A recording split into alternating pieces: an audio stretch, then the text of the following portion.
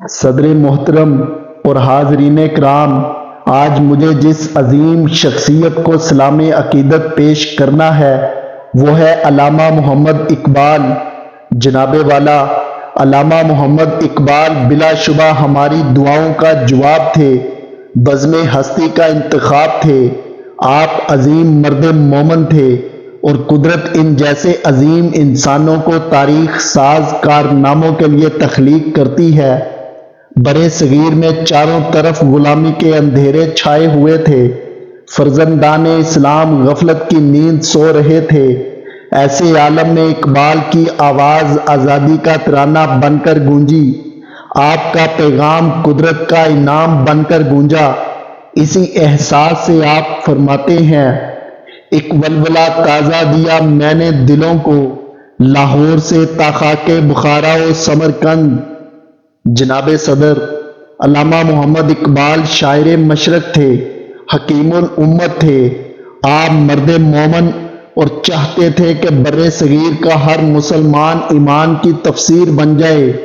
آپ نے مردہ دلوں کو حیات نو کا نغمہ سنایا، گرتے ہوئوں کو اٹھایا، غلامی میں بھٹکنے والوں کو صبح آزادی کا جلوہ دکھایا۔ اس مقصد کی خاطر آپ نے ایمان و یقین کے چراغ روشن کیے اور مسلمانوں کو سمجھایا کہ جب اس انگارۂ خاکی میں ہوتا ہے یقین پیدا، تو کر لیتا ہے یہ بالوں پر روح الامی پیدا۔ معزز سامعین، علامہ محمد اقبال محسن اسلام تھے۔ آپ نے اپنی قوم کو ماضی کے نغمے سنائے، اپنے عظیم اسلاف کی شان دکھلائی۔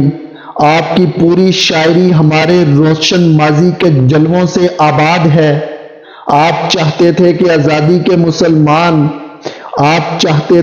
آج کے مسلمان اپنے عظیم بزرگوں کے کارناموں پر ایک نظر ڈالیں تاکہ انہیں آزادی کی قدر و قیمت کا احساس ہو سکے۔ اسی لیے کہتے ہیں، کبھی یا نوجوان مسلم تدبر بھی کیا تو نے، وہ کیا گردوں تھا تو جس کا ہے ایک ٹوٹا ہوا تارا، تجھے اس قوم نے پالا ہے آغوش محبت میں، کچل ڈالا تھا جس نے پاؤں میں تاجے سرے دارا۔ جناب والا، اقبال نے مشرق کو دیکھا، تعلیم کے لیے یورپ کی درس گاہوں میں گئے، وہاں کی تہذیب و تمدن کی چکا چوند دیکھی۔ انہیں احساس ہوا کہ یورپ کی چمک دمک عارضی ہے، جبکہ اسلام کا تہذیبی جمال حقیقت میں لازوال ہے۔ آپ کی نظروں میں عشق مصطفیٰ کا نور بسا ہوا تھا، اس لیے یورپ کی تہذیب آپ کو متاثر کرنے میں ناکام ہو گئی۔ چنانچہ بڑے فخر سے محبت رسول صلی اللہ علیہ وآلہ وسلم کا اظہار فرماتے ہیں، خیرہ نہ کر سکا مجھے جلوہ دانش فرنگ، سرما ہے میری آنکھ کا خاک مدینہ و نجف۔ جناب والا، علامہ اقبال بڑوں کے شاعر بھی تھے اور بچوں کے بھی۔ آپ کا پیغام مسلمانوں کے لیے بھی تھا اور عالم انسانیت کے لیے بھی۔ آپ کو ملت کے نوجوانوں سے خصوصی پیار تھا۔ آپ ان نوجوانوں کو شاہین کے روپ میں دیکھنا چاہتے تھے، وہ شاہین جو ہمیشہ محو پرواز رہتا ہے، آسمانوں کی بلندیوں کو چھوتا ہے۔ اسی لیے آپ مسلمان نوجوانوں کو شاہین بننے کا پیغام دیتے ہوئے شاہین کے حوالے سے کہتے ہیں، پلٹنا جھپٹنا جھپٹ کر پلٹنا، لہو گرم رکھنے کا ہے ایک بہانہ، یہ پورب یہ پچھم چکوروں کی دنیا، میرا نیلگوں آسماں بے کرانہ۔ صدر محترم، اقبال کی آواز دلوں میں اتر گئی اور فرزندان اسلام شاہین اسلام بن گئے۔